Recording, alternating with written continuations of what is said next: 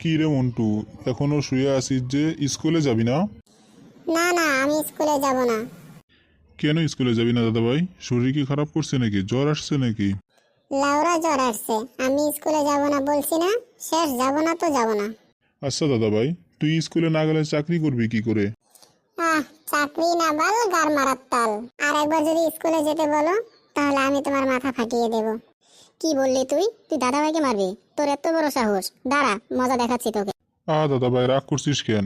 ভালো করে বুঝিয়ে বললে ও বুঝবে তো, তাই না দাদু ভাই?